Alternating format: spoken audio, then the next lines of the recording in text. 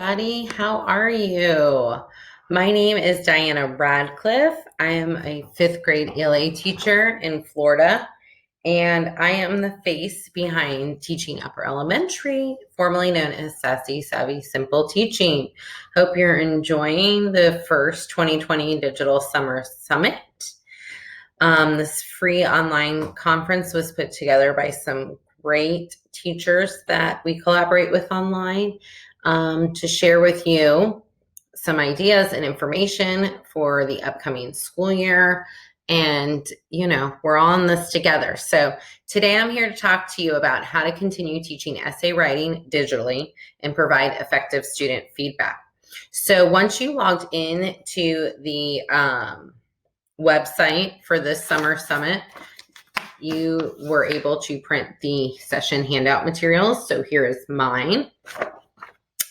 And for the sake of printing, I just have one page really. It's kind of like a brainstorming page that I'm going to walk you through. Other than that, the third page you would only want to open digitally, like as a PDF on your computer. And there's just some things for you to click if you needed them. So with that being said, we're going to go ahead and get started. All right, so what will be covered in this video? Why I'm having problems with these earbuds. I'm telling you, I got to invest in some better ones for this next school year. Okay, what will be covered in this video? Number one, why you should continue to teach essay writing digitally and provide effective student feedback. Number two, how you should. Number three, what you need. And number four, I'll be giving some ideas and tips along the way and sharing how I did it. Okay, so why? There's probably a lot more whys, but here are my first four why you should continue to teach essay writing digitally and provide effective feedback. First one, you can follow the recommended timeframes for virtual learning. When we got thrown into e-learning at the end of last school year, there was a lot of stuff from homeschooling and just everywhere going through, maybe from your administrators or your county too, of how much time kids should be online with you or how much time kids should be online working. Right. So you can do this within the timelines. And I'm going to show you kind of how I did it, really chunking and slowing it down. We did not go as fast as we would have in the classroom so I could still be on within the guidelines, but it's very doable. Writing and reading are married, combined standards. My favorite time of the year is when I'm teaching reading informational text and standards, and I'm doing an informational writing piece because I really can marry them. I love teaching main idea and supporting details in writing. I love looking at each paragraph with the students and going over the topic and concluding sentences, supporting ideas. We always do what I call a main idea gist of every paragraph when we're going through our sources. And that's where I really get to go back and review some of those standards. Writing is just as important. A lot of times when you get thrown into some situations, it's always reading and math kind of focus. Writing is just as important because you can practice those reading skills through writing. And if you really want better reading scores, you need to improve your writing as well. I think, all ELA teachers know they're married in many ways. And it's a life skill. I mean, let's be honest. It is a life skill. Not everybody is, writing letters and stuff anymore like I did when I was a kid. We always wrote letters to my family members. We always wrote thank you cards and everything else. And I know I try to still do that with my children, but just writing in general, it's email. And even you can take an email, our students are so used to the text messaging. And, we're all guilty of it. It's just a life skill to know how to properly write. And they're going to need it in secondary and college. So building the framework in elementary is definitely important. Okay, so let's move on. So now this is when you're going to want to utilize your brainstorming paper, so to speak, or any sheet of paper you have. So how you should continue to teach essay writing digitally and provide effective feedback. So the first blue, number one, how will you record live models from home? So it says, how will you record live models from home? What technology do I need? What programs do I need? And I'll share both of what I use with you. And what platform will I post on? Which obviously needs to be what your district or school is utilizing. Okay. Number 2 in blue, the second part on your planning sheet. How will my model look and be displayed? So normally when I'm teaching writing, I'm not sure about you all watching, but when I'm teaching writing, I am up at my I have like a little area in my Elmo and I'm projecting onto my smart board. So how are you going to display? What vision do you have for the appearance of delivering your instruction virtually? So like right now, if you were teaching a recorded lesson or live on Zoom, this is what it looks like for me. But some people, I have some whiteboards over here that sometimes I turn and do that way. But some people have like a little backdrop or a little something behind them. You have to think your writing is going to be, you're modeling. So what is that going to look like? And the third blue, the last of our brainstorm, how will I provide feedback and comments? What do I usually focus on during writing conferences, excuse me. So, it depends on the mini lesson. It depends where we are in the writing stages, absolutely. But also, like, I usually go for my rubric, like, what things are we looking for? This light is like glaring in my eyes, sorry. What things, we're going to go with it. What things are we looking for in student writing? So you need to have that. And then what applications does my platform allow me to use? So I'm a Microsoft County, so I go through Microsoft Word online to provide comments. So just something to think about, like overall, what do you have? What do you know how to do? What else do you need, kind of thing? Like, how are you going to make this happen? All right, next, what you need to continue to teach essay writing digitally and provide effective feedback. So here are some bullet points. So this is the bottom, and it's what will I need to be successful at doing this? So technology set up to record, first and foremost. The platform you're using to post on. What is the background of your video? What are you going to have that all look like? Instructional writing materials. Do you have those digitally? Did you bring them home? Student writing materials. So I have a red writing folder every year. It's kind of like their handy dandy little reference guide. So if I start virtually, my students aren't going to get a chance to put that together. I am going to create a file for students to use as a reference. And if they have home printers and a folder and want to put it together, I'm going to put one together and model from it. So when I'm teaching writing this year, I will have one put together that they can do at home, and I will send them all of those instructions to them and the parents if they want to print it and put it together and have a hard copy. Or if they cannot, I will also show them where I go to find examples from our file. I'll call it my red writing folder file or something. The platform to provide feedback. What platform are you on? How can you provide individual feedback? Is there a feature for that? Do you need to ask about that? Feedback to focus on according to the rubric. For me, that's super important. We're in an essay writing state tested area. I don't even know if I said that right. And then student directions to review and respond to feedback and comments. So like I posted for my students, this is where Mrs. Radcliffe is leaving you feedback and making comments about your writing and putting your rubric in for your grade. And this is where you can go to respond to that and ask questions and chat with me about it. So it's very important that you plan ahead for that as well. So that's kind of all of this planning. So I'm going to go over and show you how I did it. Okay, so let's get out of here. So the first thing I'm going to show you is what my setup looked like at my house. So this desk, this very desk that I'm on right now, I kind of slid some items to the left, and I have this handy dandy, you see holding my cell phone, and it's got a big clip that I clipped onto a drawer. The brown drawer you see right there. It's just clipped onto the drawer. There, of course, I've seen so many pictures on Instagram and Pinterest of people with their iPhones and iPads or tablets and cell phones, excuse me, making a little at-home kind of stand. So that's definitely something you can look up. So, and then I have a cord. As you see, there's a cord from my cell phone and it plugs into my computer.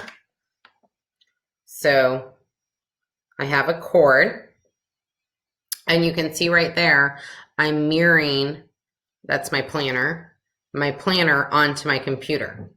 So you're probably asking, well, what software did I use? Well, we had just gotten thrown into this. I needed to teach writing. I didn't have time to, I don't have the space on this desk to bring anything home from work and hook up. So if you have a space or like you're using your dining room table, definitely like see if you can bring your Elmo home or something to hook up and install and project. But I don't have any space. And so my dining room table is taken up by my kids. So I needed to utilize my desk. So I needed something small and compact. So it cost me $11. Move that off my face. There are free versions, but it's called Mirroring 360. And it's you download the software onto your computer called Mirroring 360. And on the end of the handout, if you click right here, if you open this up as a PDF and click right here, you'll go to my blog post where I have the directions. So everything I'm saying, I have a blog post with those exact directions. It's right here. Okay. So you download that and you just find a tripod, something to, make your little stand. Download that computer and you're going to receive a license number and you'll use that to finish setting up the software on your computer. So here's how it works on my phone. Okay, I'm going to show you those images. So when I open my phone, when I swipe, I have an iPhone. So when I swipe down from the corner, to like get your flashlight, it is now on my phone because the cord is hooked up to my computer. And when I click on that, then you get this. Yes, I want to display my phone on my desktop. And then I just put my phone in my clamp and I record on the computer. I use Zoom, Screencast, Loom. I'm on Loom right now and I record on the computer. And so that's it. Pretty simple. So you just need to download the software. I just paid the $11 and I have it now forever. Get my code, finish hooking up the software, found something to hook my cell phone up to. I had a cord to plug my cell phone into my computer. And now I had something that was showing on the screen. So it totally took me like 10 minutes. So from there, every time that I record a lesson for my students, I record it on Screencast-O-Matic or on Loom. I'll show you those if you don't know what they are. So here's Screencast-O-Matic. And this is all in my blog post too. If you click on it, you can get a free account. And here is a Loom. You can get a free account. So if you have those, then all you do is your phone will display onto your computer with that program open. You record, do whatever you want. It's like it's a mirror, basically. This is mirror, exactly what it's called, Mirroring 360. It's mirroring you. And so you just, do whatever while you're recording your screen. So like right now I'm recording my screen to make this video, except you see my OneDrive right now that I'm going to share with you, something on, and you see me, but on that you would see my writing. So how I did this was I created a PowerPoint. I guess it's harder to explain than I thought, but maybe I should Oh, I have a blog post. Maybe one day I can make a video. So I created a PowerPoint. This was the last video I did. So what I did was I put my face up here. My phone is right here where my cursor is, recording my writing. And so this is how I made pre-recorded writing lessons. And as you can see, I really broke it up. Prompt, source 1, source 2, source 3. We had 4 sources. Deciding on your main idea for your middles. Planning. Another day of planning. So I really broke my mini lessons up before we started even writing the essay. So I really chunked it out to make it small so it would fit the recommendations for the time frames kids should be virtual e-learning at their age or grade level. So I made this little PowerPoint. So you can create, if you're in Google or on PowerPoint, you can create something similar. So on the left was like the focus of the lesson. I put my little face up here from Loom or Screencast, and my phone was here. So now I'm going to show you how it looked.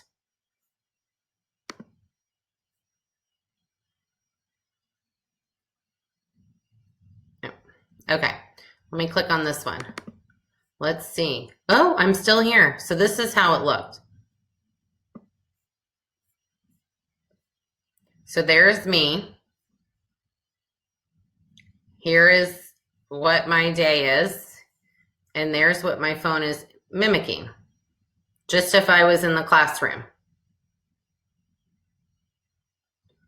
So we're doing a few things. So that's one example. Let me get out of here. I use Screencast to make that. So in here, I'll just open up another one so you can see.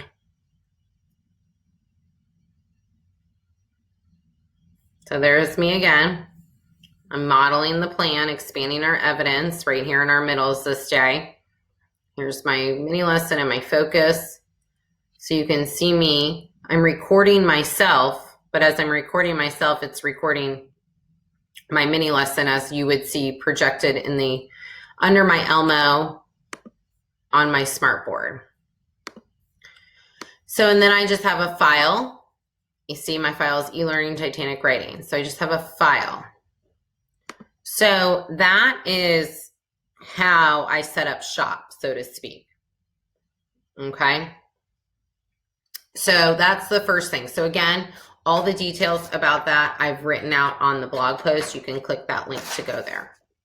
Next, okay, next, I'm going to show you. So we're in Microsoft County. I'm going to show you how I did my comments and feedback. We're in Microsoft County. So my kids, we use OneNotebook for our reading notebook.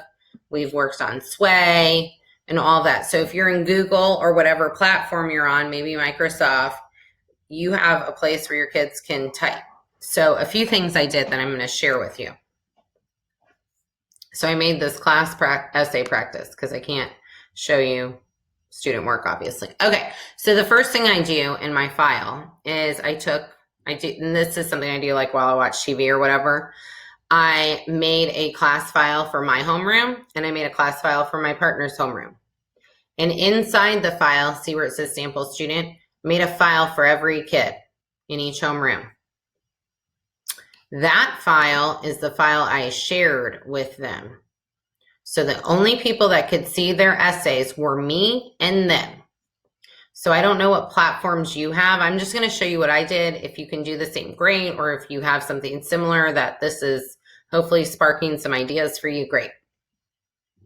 So, and then in the folder, we would have our essays. So first I'm going to show you what it looks like. So I have an essay here, and I deleted the student name.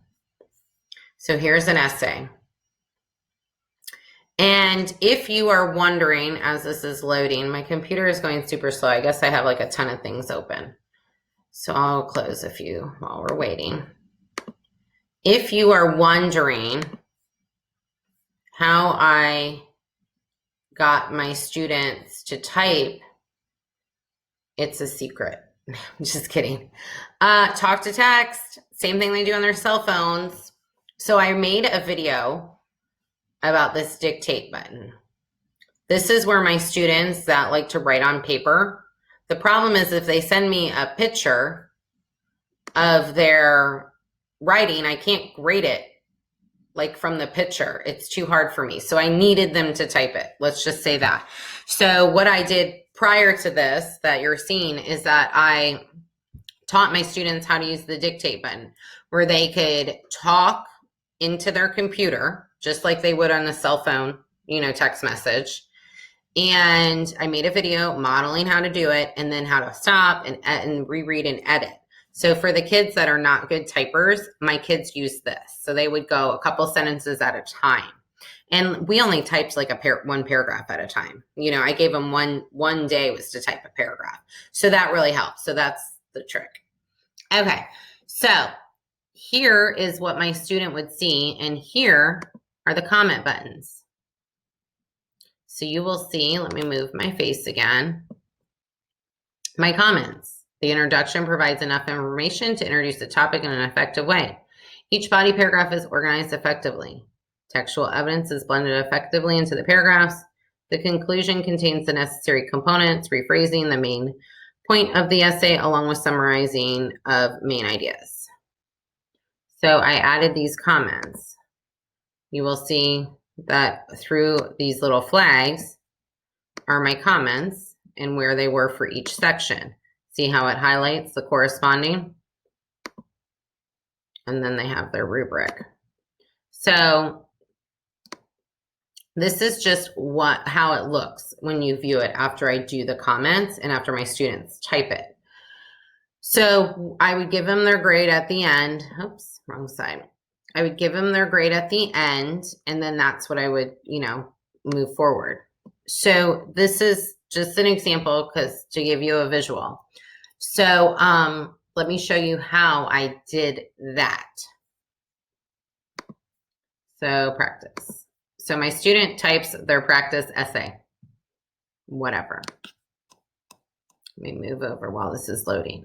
So this is what I use to do it. So what I've done while that's loading, and again, if you go back to my handout and click right here, it'll bring you to this in my TPT score. What I did was when we started this, I had all of my writing stuff that I used for conferencing and like all of the things that normally like I write on their papers or the things that I say to them during conferencing.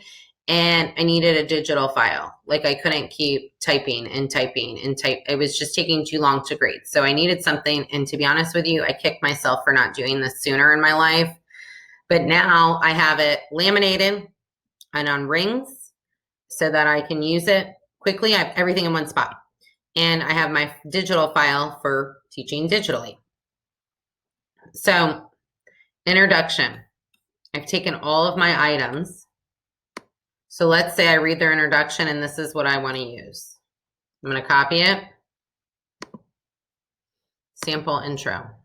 I'm going to click comments. New comment. And paste it in there. Send. There's my flag. The student can read that. I read their middle. And you can click here. You can put it at the beginning. So let's say I want to say for their middle, I want to say something about topic sentences.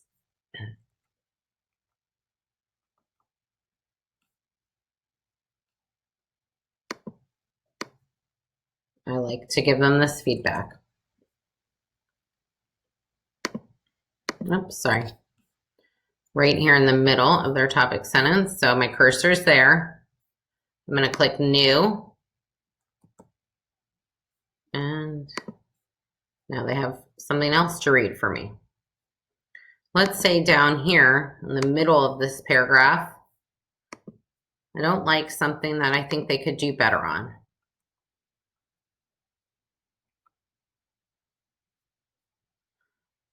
Maybe they didn't add enough evidence. I don't know. We're just playing for pretend. We're pretending right now so I can show you. I want them to add more evidence. So in a message, I would tell them, wherever I gave you constructive feedback, I want you to respond. So they could respond. And then I would just paste, so that at the end of the essay, I would click another new comment and paste my rubric in there and fill out their grade within my rubric, which is the same rubric I keep the same rubric for our essays all year. It aligns with our state FSA rubric. So that is how I teach and how my students write and how I give them feedback while teaching e-learning virtually. So it's probably a lot to take in. It did take me a little bit of time to figure out what I was going to do. And I can't take credit for this process either. I have a third grade teacher on my street who I love dearly. And I knew it was there and it was available. I just wasn't sure yet. And she helped brainstorm the idea. So how my students type their essays and how I give them comments and feedbacks. We're Microsoft County. This is in when they log in with their student number in our county. So we were utilizing it. I had been doing a lot of writing essays because my students write essays for the state test. I hadn't really had many typed yet. So this was a great opportunity, 4th 9 weeks, for me to implement this. And that's how it worked for me. And it worked fantastic. So once again, I created a PowerPoint to help plan out in chunk from start to finish the essay, from the prompt all the way to the typing. So this one was 12 days. So about 2.5 weeks for essays. So I definitely slowed it down. So, and I made this, and on this screen, I had this screen pulled up just like this.